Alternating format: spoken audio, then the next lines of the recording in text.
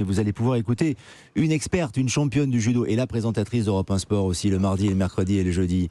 C'est Céline Giraud. Bonsoir Céline. Salut Lionel, bonsoir à tous. Merci d'être avec nous. Vous êtes en studio exceptionnellement ce soir avec nous car il y a une affaire qui est en train de faire trembler le monde du judo, plus exactement les judokas français. C'est ce que l'on appelle déjà le Kimono Gate. Et au centre de cette affaire du Kimono Gate, Clarisse Agbenegnou, qui est une très grande championne, qui a été championne olympique, 5 fois championne du monde. Que se passe-t-il ? Alors ça s'est passé ce week-end au Grand Slam de Tel Aviv, petite piqûre de rappel. Vendredi dernier, donc 8 mois après la naissance de son premier enfant, la superstar du judo féminin faisait effectivement son grand retour sur les tatamis, un retour particulièrement mouvementé car on a plus parlé finalement de son kimono, de son judogi, pour les puristes, que de son judo. La championne olympique n'est pas parvenue à trouver un accord, il faut le rappeler, pour pouvoir combattre avec son kimono, qui est celui de l'ancien équipementier de la fédération, en l'occurrence Mizuno, avec qui elle avait signé un contrat de partenariat individuel avant sa maternité, et donc avant que la fédération ne décide de changer d'équipementier. Les kimonos de l'équipe de France de judo sont désormais des kimonos Adidas. Voilà pour le décor. Quelques semaines avant sa compétition, la fédération lui demande de signer la convention d'athlète, comme le font tous les athlètes, pour l'année 2023. Mais la communication, il faut le dire, aussi n'est pas très fluide entre elle et la fédération. Le timing est un peu serré. Deuxième point de tension, son kimono de compétition ne lui est livré que 2 jours avant son départ. Elle n'a pas véritablement le temps de le tester, d'aller sur le tatami. C'est important quand on fait du judo, surtout quand on revient, de transpirer dans son kimono, de le laver, entre guillemets, de se l'approprier. Et ben voilà, et du coup c'est la deuxième fracture. Deuxième fracture, et vendredi à Tel Aviv, elle refuse de porter ce kimono Adidas, donc qui est le sponsor officiel de l'équipe de France de judo, de la fédération, parce que son sponsor particulier ne figure pas sur ce kimono. Donc du coup, sanction ou décision de la DTN, le directeur technique national, lui dit tu ne seras pas assisté d'un coach pour la compétition, tout simplement. Oui, parce qu'elle ne respecte pas le contrat, tout simplement, qui est en vigueur au sein de l'équipe de France pour son grand retour. Alors, ce qui veut dire qu'elle n'a pas bénéficié finalement des conseils techniques du coach qui assiste, vous savez, à chaque combat. Vous voyez, il est dans la petite boîte à côté du tatami. Il délivre des conseils qui sont souvent précieux. Alors, c'est une situation qui était difficile, regrettable pour elle. Pourquoi ? Parce qu'elle faisait son grand retour. Elle n'avait pas énormément de judo, en tout cas dans les pattes. Alors, elle a perdu Clarisse pour son retour en quart de finale, puis en repêchage. Elle finit 7e. Mais elle peut compter sur le soutien de la ministre des Sports, Amélie Oudéa-Castéra, qui a réagi à cette polémique au micro d'Axel May. Je pense qu'on a une très très grande championne.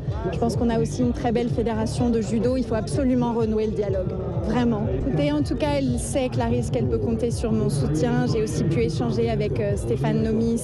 Je recevrai Clarisse le 27 février prochain. C'est un rendez-vous qui était déjà prévu, mais il sera évidemment l'occasion de revenir sur tout ça, même si j'espère que c'est dès les prochains jours que ce dialogue va pouvoir se renouer harmonieusement. On a vraiment besoin que cette championne, elle soit heureuse de porter ce kimono, qu'elle s'y sente bien. Mais là aussi, j'ai confiance et je pense qu'on va trouver la solution dans les jours à venir.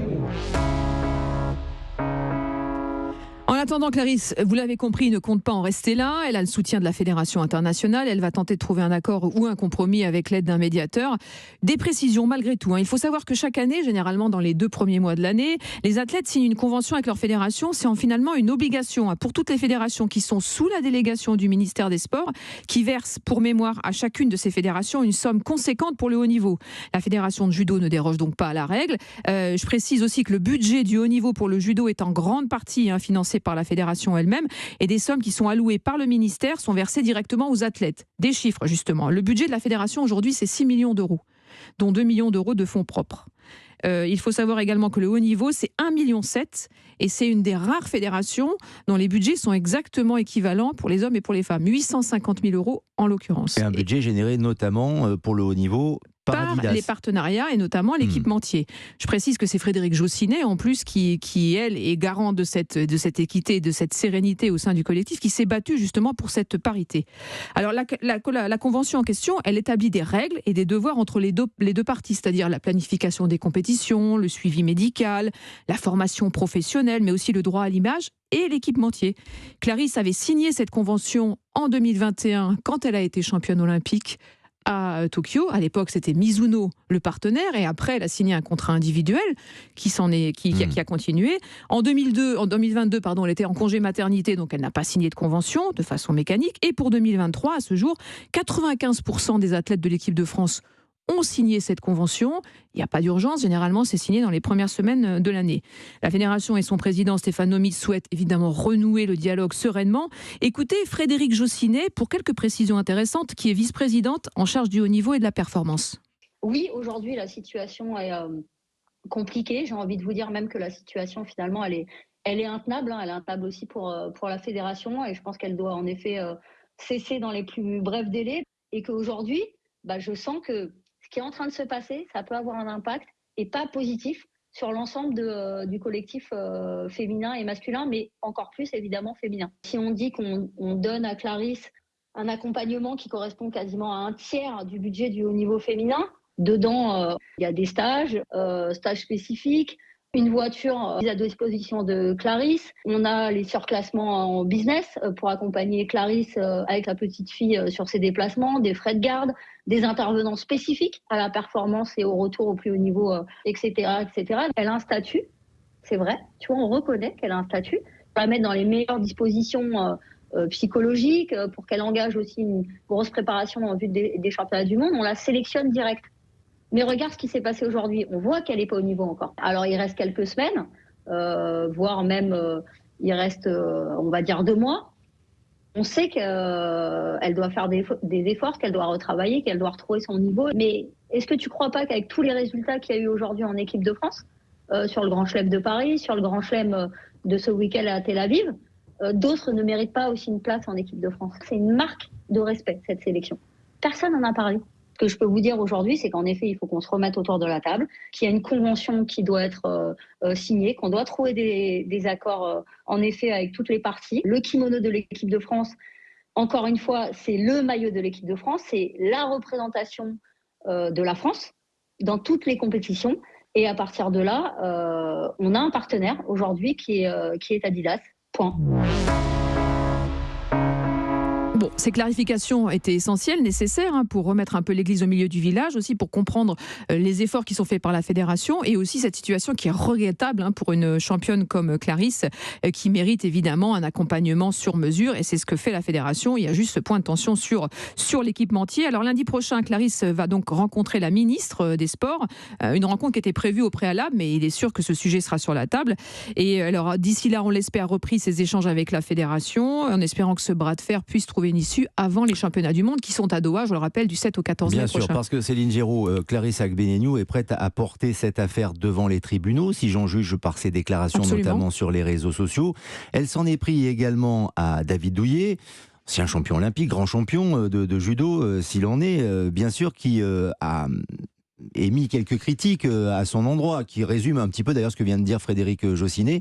Et sur les réseaux sociaux, Clarisse Agbenienou a dit que déjà c'était un petit peu déplacé, puisqu'il a déjà eu des propos qui étaient assez sexistes, si j'ai bien compris, et surtout qu'il était salarié d'Adidas, David Douillet. Alors, on va aussi préciser qu'effectivement, David Douillet a lancé en 1994 avec son ami et coéquipier Cédric Dermé une marque qui s'appelle Double D, qui est tout simplement la société qui a racheté la licence Adidas pour produire tous les équipements arts martiaux, notamment le judo, le MMA et des sports de pied-point. Et il est sorti de cette société, David Douillet, il y a 3 ans déjà. Donc aujourd'hui, à l'heure où on se parle, il n'en fait plus partie. Donc effectivement, ces déclarations n'engagent que lui et absolument pas Double D et la société Adidas qui a la licence des kimonos de l'équipe de France.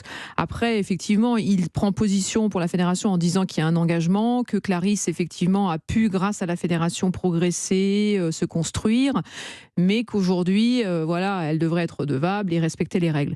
Elle fait aussi, Clarisse, référence évidemment à Teddy Riner, qui lui a pu bénéficier d'une dérogation, puisqu'on s'en souvient, il avait pu, à l'époque, avant qu'Adidas n'arrive, à l'époque où Mizuno était partenaire, négocier avec Under Armour, qui était son partenaire équipementier de sportswear, de porter un kimono Under Armour. Mais c'était une négociation qui s'était faite avec la Fédération internationale entre avocats et la Fédération française. Et à l'époque, Under Armour n'était pas un concurrent direct de Mizuno, puisqu'il y avait un seul kimono qui était produit pour Teddy Riner.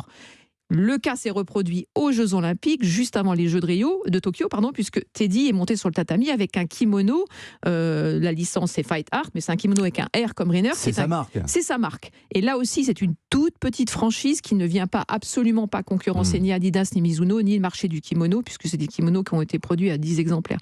Donc voilà, donc c'est pour ça que cet accord a pu se trouver. Aujourd'hui, Clarisse, effectivement, elle s'appuie sur cette jurisprudence, mais le contexte est différent, puisque là, on est sur deux superpuissances du marché de l'équipement, en tout cas des kimonos, Mizuno et Adidas. Et ça va, à mon avis, la conciliation est possible, parce que toutes les parties ont envie que ça se finisse bien. C'est une image l'image du judo est écornée. On parle plus de ça que vraiment du combat. On en oublie presque qu'il y a eu 3 médailles d'or ce week-end à Tel Aviv. Margot Pino, Mekedze et la petite Blandine Pont, qui d'ailleurs a décroché le dernier ticket pour les championnats du monde ce soir lors de la commission de sélection. Avec des kimonos Adidas. Avec des kimonos Adidas. Donc voilà, il serait bien qu'on reparle de judo, mais en tout cas, c'est vrai que la jurisprudence Teddy Riner, elle a du poids.